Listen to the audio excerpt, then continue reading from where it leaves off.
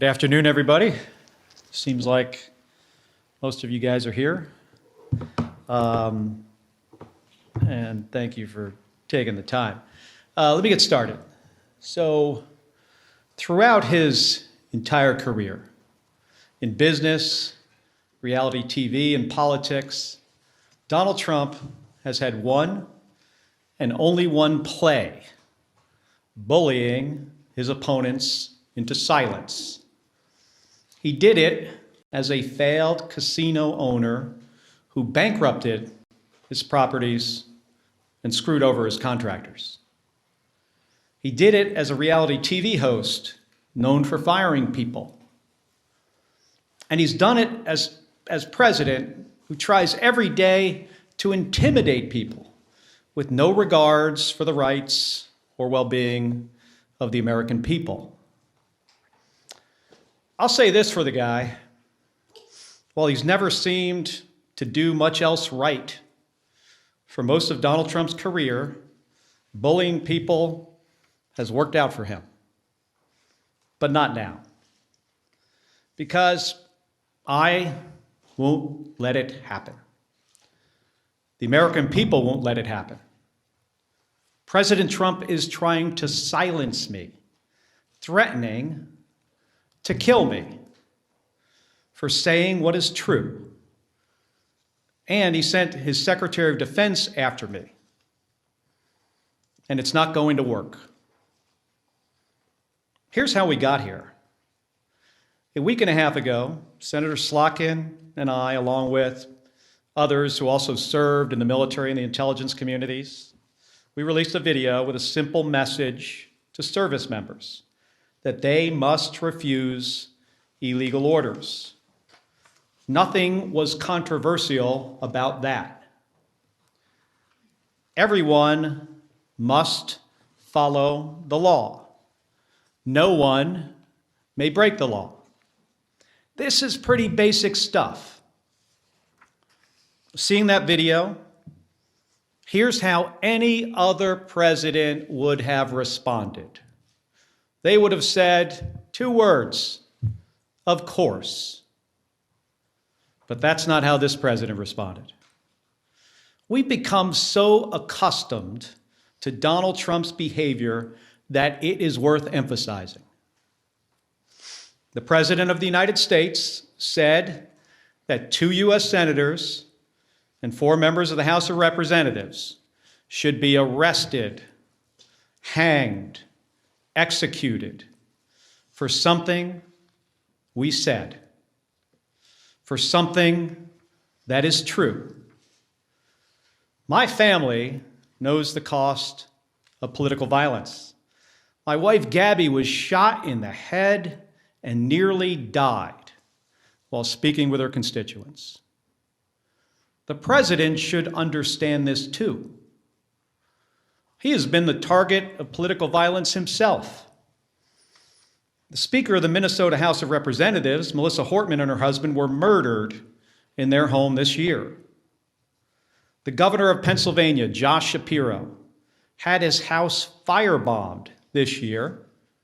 Then Charlie Kirk was assassinated at Utah Valley University, a place I visited just a few weeks ago with Republican Senator John Curtis. Faced with a wave like this, every other president we have ever had in the history of this nation would have tried to heal the country. But we all know Donald Trump. He uses every single opportunity to divide us. And that's dangerous.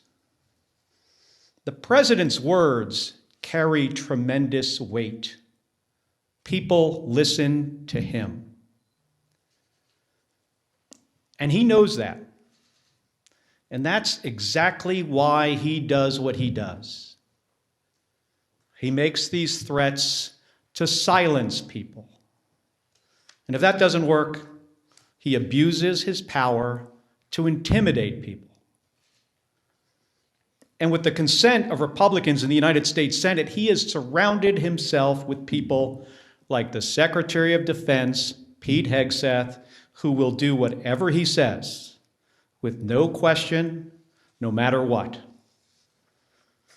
Trump and Hegseth, they care more about publicity than they do about the rule of law.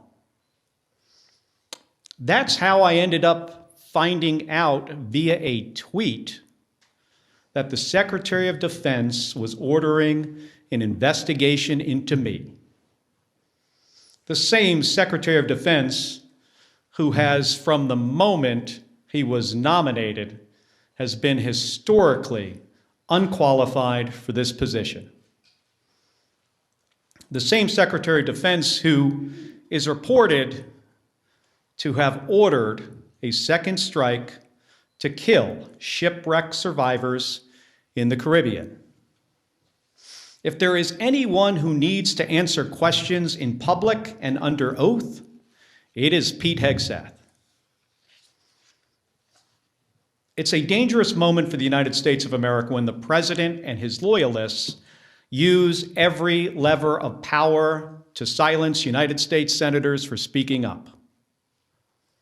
But we all know that this isn't about me, and it's not about the others in that video. They're trying to send a message to retired service members, to government employees, to members of the military, to elected officials, and to all Americans who are thinking about speaking up. You better keep your mouth shut or else. This has been a singular focus of President Trump's second term. Not addressing costs, not creating jobs, intimidating people, and going after the people he views as his political opponents. He's done it to companies. You better write a check to build my ballroom, or I might not approve your merger. He's done it with universities. You better fire your president, or I'll pull your research funding. He's even done it to late night hosts. You better not make jokes that I do not like, or I'll get you taken off the air, and I'm going to take your company's broadcast license. And he does it every week with Republicans in the House and the Senate. You better toe the party line, or I'll make sure you never get reelected. Folks, this comes at a cost. And not only to American companies, colleges, and comedians. It damages every American's freedom of speech and the balance of powers that form the foundation of our democracy. Because when Republicans in Congress are too afraid to disagree with this president, it means that his bad ideas go unchallenged. He has slapped reckless tariffs on countries across the globe, skyrocketing the cost of everything from groceries to school supplies. Republicans historically, well, at least a year ago, they hated tariffs. But when it comes to voting to undo them, they are too afraid of Donald Trump. So Americans pay more for just about everything because of spineless politicians. It's the same with healthcare costs. There are Republicans in the House and the Senate who really want to do something to prevent these healthcare premiums from spiking for millions of Americans. The solutions are simple, but President Trump says he doesn't want to. So nothing happens. Nothing except a government shutdown. It goes on and on. The president has gone too far. Everybody needs to wake up. The occupant of the Oval Office is ignorant to the Constitution and has no regard for the rule of law. Trying to silence me, in proposing to court-martial me, in threatening to kill me, for fighting back when our democracy demands that we must fight back. President Trump has crossed a line. And this time, it's not going to work. I will not be intimidated by this president. I am not going to be silenced by this president or the people around him, because I've given too much in service to this country to back down to this guy. In 1991, when Donald Trump was driving the Taj Mahal casino into bankruptcy, I was getting shot at over Iraq and Kuwait. In 2001, after Donald Trump said that the collapse of the Twin Towers meant he now owned the tallest skyscraper in Manhattan, I was carrying flags honoring 9/11 victims into space on a rocket ship. In 2003, when Donald Trump was writing birthday greetings to the monster Jeffrey Epstein, I was the first on the scene to recover the bodies of my fellow astronauts who died when Space Shuttle Columbia exploded during re-entry. In 2011, when Trump was hosting a reality show and peddling conspiracy theories against President Barack Obama, I was sitting next to my wife's hospital bed as she recovered from a gunshot wound to the head. My point is this: I've been through a lot worse in service to my country. The president and Pete Hegseth are not going to silence me. They aren't going to keep me from speaking out, and they're not going to keep me from doing my job. Enough of the bullying, enough of the intimidation, enough of the threats, enough of your nonsense. Doesn't help anyone in our country afford their groceries or pay their medical bills. And it erodes the rights of every American.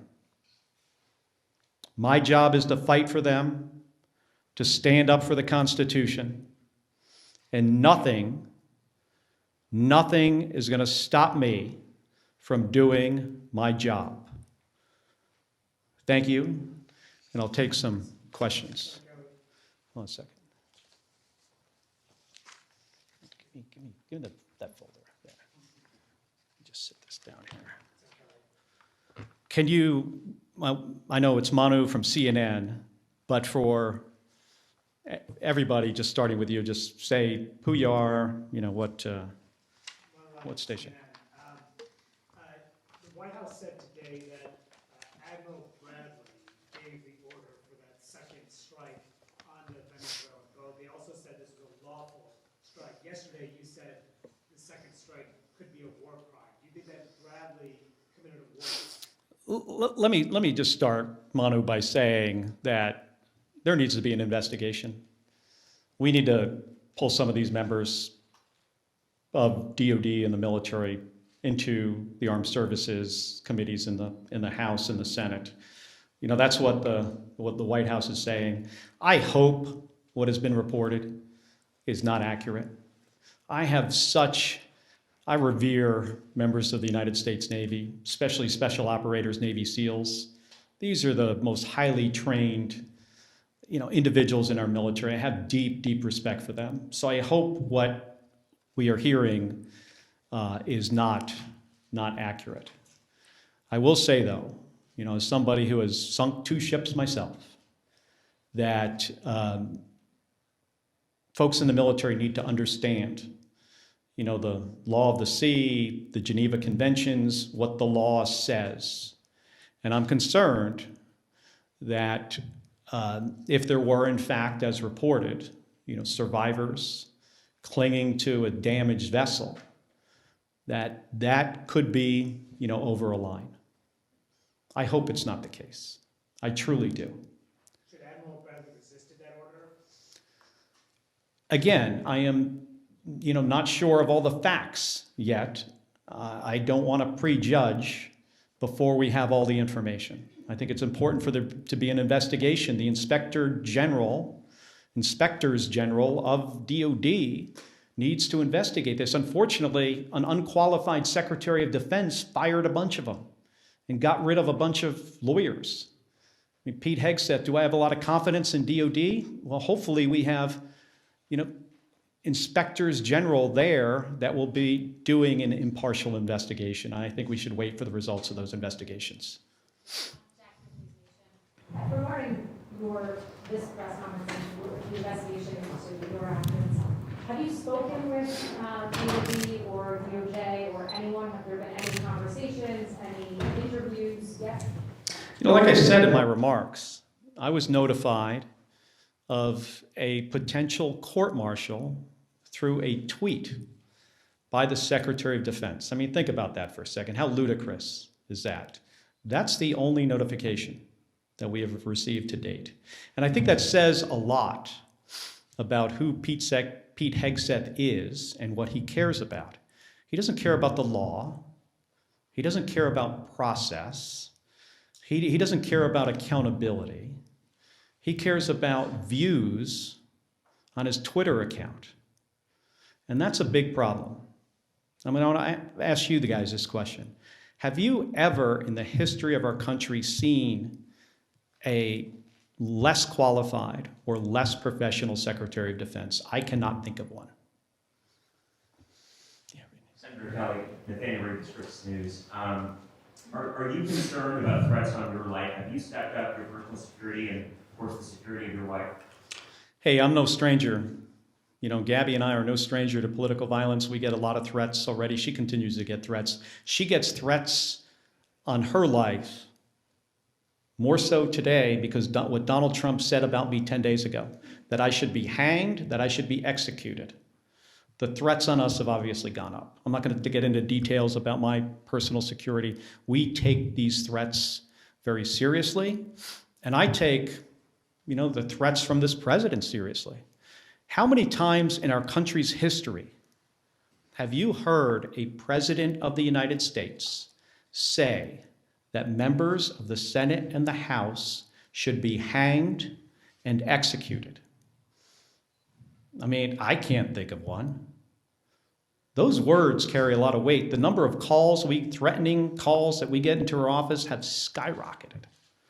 And they were very graphic. I mean, some of them were put, not from my office, but another member put them out there for people to hear. The ones we get are worse than that.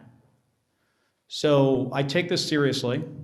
But again, that's why he does these things. Because he thinks he can shut me up. I have First Amendment rights. I'm a United States Senator. I am doing my job. I'm on the Armed Services and the Intelligence Committee. He ain't going to shut me up. I mean, he intimidates other people. I'm not intimidated by Donald Trump or Pete Hegseth or anybody else. Thank you, Senator. Nicole Killian with CBS News. Are you aware, just back on Venezuela, are you aware of whether or not the Secretary has had, Secretary Hegseth, that is, if he's had any conversations with any members of the Armed Services Committee, and in terms of these calls to investigate, do you believe the Secretary and Admiral Bradley should appear before the Armed Services? They absolutely should appear. I've talked to the chairman of Armed Services about it and the ranking member. They should absolutely appear. I'm not so confident they will. This is not an administration that tends to follow any norms. But we need to get to the bottom of this, of what happened. And we are not Russia and Iraq. I'm really concerned if the reporting is correct. Again, I hope the reporting about this incident is not accurate. What the White House said today actually indicated it might be, but we're going to have to see. Going back to the DOD matter, are you considering any legal action for this risk of being court-martialed or any of the tweets or risk of investigations? You mean like me suing Donald Trump for what he said? I think what he said about us is dangerous. It's ridiculous. It is a violation of our constitutional rights as Americans and our rights as senators to do our job, and he's trying to intimidate us. But I have not considered that, not at this point. Thank you, Senator. Senator Florida, today. Do you see this as fundamentally First Amendment issue for you that you want to highlight against the president who's trying to silence you? And how do you see the whole process playing out? Well, again, this isn't really about me. And that's why I think people are kind of got this a little bit off here. It's not about me. It's not about the other 5 members in the video. It's not about Alyssa Slotkin, Chris DeLuzio, Chrissy Houlihan, Jason Crow, Maggie Goodlander. It's not about us. This is about a president who doesn't want anybody to say anything that he does not like. I don't think he understands the Constitution. I'm serious about this. I think he is ignorant to the Constitution and the rule of law. And he just wants to silence us, and it starts with us. And that's one of the reasons people say, well, why wouldn't you just back off? Because this isn't about me. This is about what he will do next. Who's he going to go after next? Which service member? Which government employee? Which citizen who decides to say something that this president doesn't like? And then he goes after them, in my case, with the Secretary of Defense. Who knows what's next? With the Attorney General? I mean, this DOJ has been just, attacking people for all kinds of stuff. And what's next? Our First Amendment rights? Ain't happening. Noah Robinson, Washington Post. Can you tell us anything more about the FBI's involvement in the inquiry into you and the other lawmakers who appeared in the video? Have you scheduled an interview with them? We haven't heard all that much. We got notified. I think the better question is, what is their motivation? Did this come from the FBI? Do you guys think the FBI, they went into their meeting that morning and said, of all the stuff that's going on in the country right now, we got to get right on top of this. These guys said something the president didn't like, and now we've got to do something about it. Or do you think it's possible that the president told his FBI director to tell the FBI agents to reach out to these guys? So I think this is a good question for you. All of you in here should be asking the FBI those questions. I don't have the answers to them. Yeah. Can you tell us anything more about the Senate Armed Services Committee's inquiry into the September 2nd strike? The nature of the request for information submitted, what information has been sent back from DOD so far in your conversations with the chairman? Well, we had a brief on the first 3 strikes, and I have said this, before 10 days ago, that they're tying themselves in knots trying to explain why this entire operation is legal. And I imagine eventually, I hope you have an opportunity to see the legal argument that they made to do this. It's important for the American people to see it. We have to get folks before the committee. And, that process might take a little while. But I ultimately think we're going to get to the bottom of this. And again, if what seems to happen actually happened, I'm really worried about our service members. I was talking about this from the beginning of this operation, that the thing that I am most concerned about is the very difficult situations that this Secretary of Defense is going to put service members into. And it's because this guy is so unqualified for the job. I mean, think about this. He runs around on a stage talking about lethality and warrior ethos and killing people. We have the most competent, capable military this planet has ever seen by far. That's not the message that needs to come from the Secretary of Defense.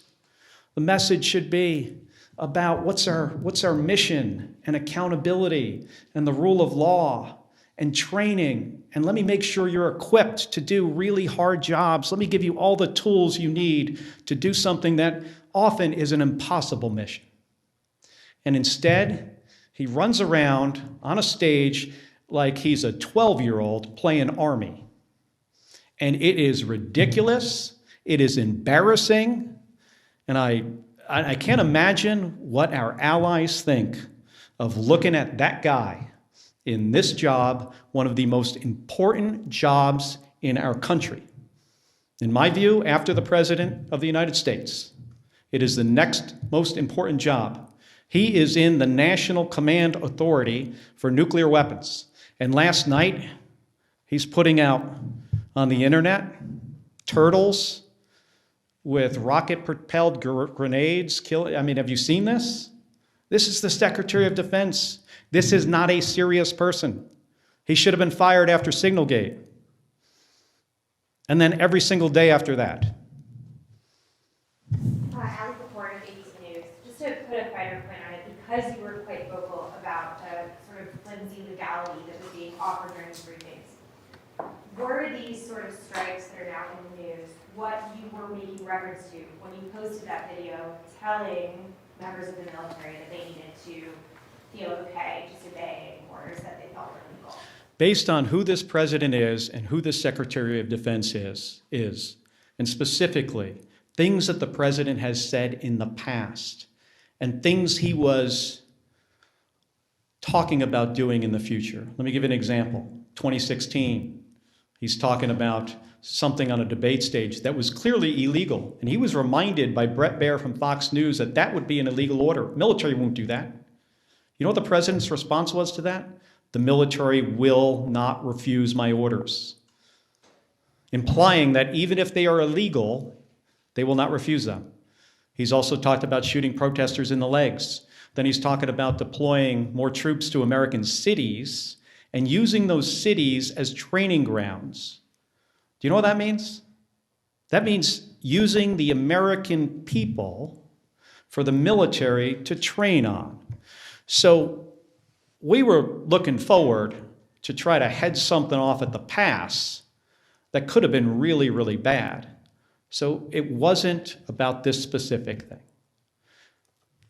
Yeah. Jennifer Shutt with State's Newsroom. The NDAA conference report is set to come out later this week, over the weekend, or early next week. In addition to that, you all have not yet conferenced out the defense appropriations bill for the current fiscal year. Do you see either of those as options for you and other lawmakers concerned about the Defense Department, the actions in Venezuela, and other situations to address those legislatively in either the NDAA or defense approach? Well, I think it could be if we could get bipartisan support to do something like that. Sure. That's sometimes challenging. Because, remember, my Republican colleagues, not all of them, but most of them, are fearful of this president. They do not want to cross him. They see what just happened to me. I said something that he did not like, and he said, I will be hanged, executed, prosecuted. He doesn't even have the order right. Yeah. Michael Chanel with MS Now. You mentioned earlier that the video was meant to tell service members something that's already law, that they're not required to obey, to act on legal orders. Since it already is the law, and presumably service members are aware of the law, why did the six of you guys feel it was necessary to make the video? Well, I think it's good for people to get a reminder. And we wanted to show that we had their back and we understood the situation they were in. Pretty simple.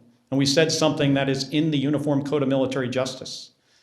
According to the law of armed combat, we stated something pretty simple.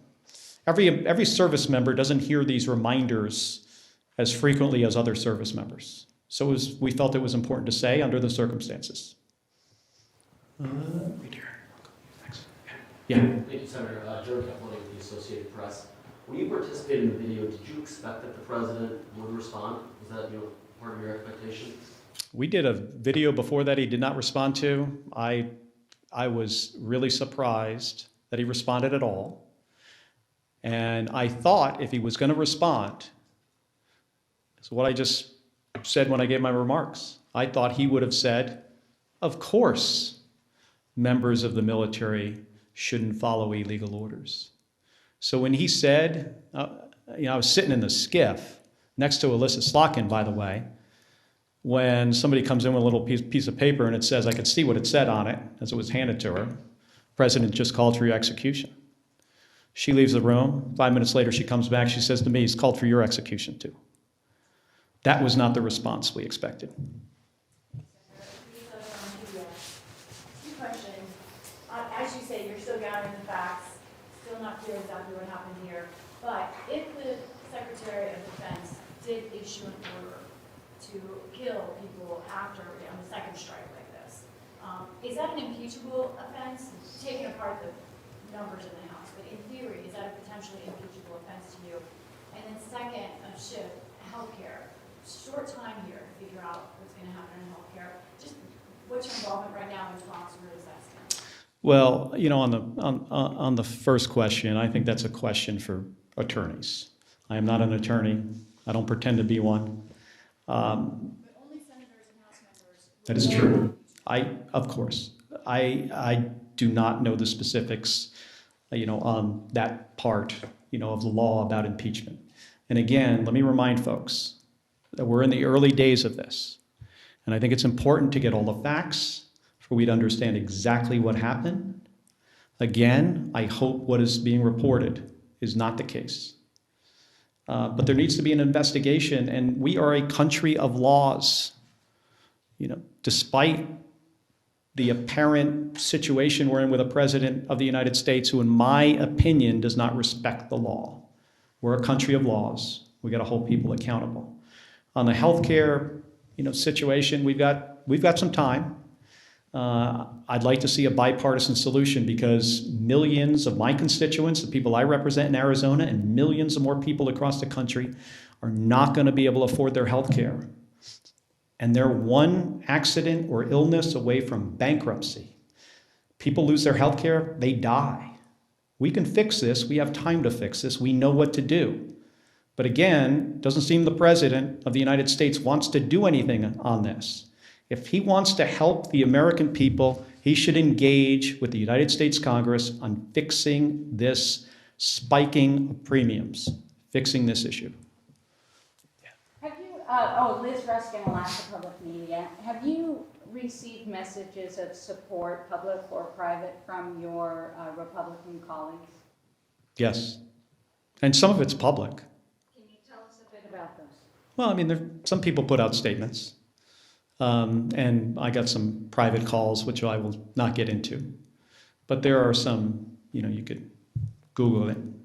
There are some, positive, but we're in an unfortunate period here where we have a president that does not like to be crossed.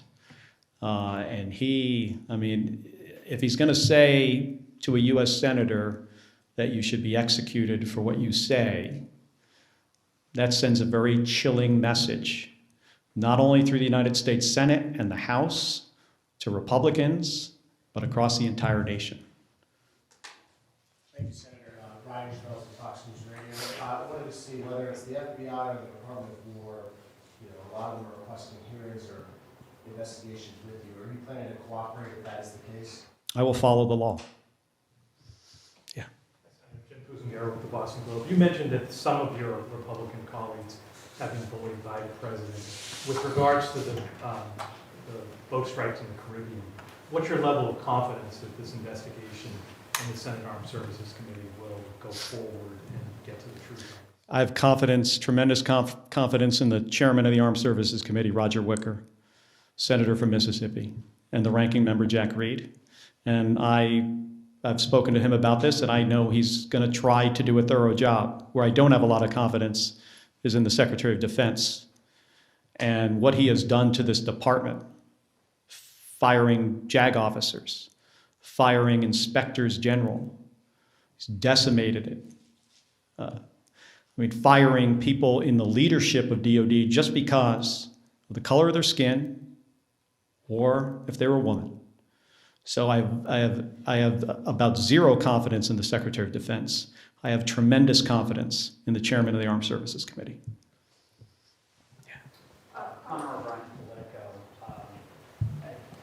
Senator Schatz tweeted this afternoon, said Pete Hegseth needs to testify in the month of December before we pass a defense authorization. And I'm just curious, as a member of Armed Services, do you agree with that approach? Should Democrats be open to potentially, holding up NDAA to leverage testimony, information, whatever in this process? I spent 25 years in the United States Navy. I understand the importance of the defense bill. and the programs that we authorize and the changes we make to policy through that piece of legislation. I've talked to Senator Schatz, and we'll continue to talk about this, but in general, my view, on this is we've got to be very thoughtful about how we handle the process of the defense bill. Yes. Carla Appleton, just to clarify, you were not briefed on the double tap of the first strike. None of your briefings have included that. If Hegseth will not testify, will you call on Admiral Halsey of Southcom to come in and testify? And then lastly, on Venezuela, should the United States strike inside Venezuelan territory, do you think that is legal? So I'm going to have a conversation with the chairman and the ranking member about who specifically, we bring in to testify, whether we do it in public or not. I would generally prefer public hearing. We should probably do both. One in a classified setting, one publicly, so the American people could see. I'm still trying to figure out the justification that Donald Trump has if he was to, conduct kinetic strikes into Venezuela. What's the goal? Why hasn't he communicated this to the American people? That's the job of the president, to lay out a case before we go to war.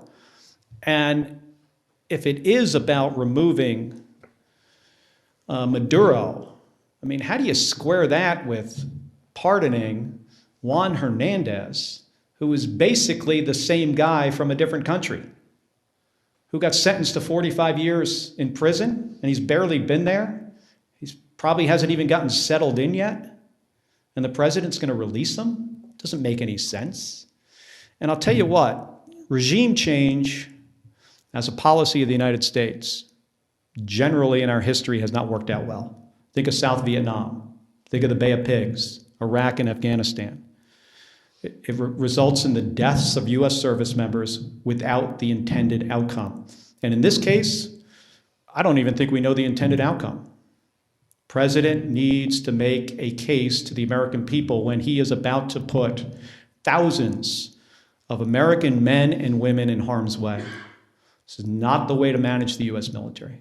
Hey, I want to thank all of you for spending the time here today. I'm sorry the room is so warm in here, but we'll cool it down next time. Thank you. Appreciate it.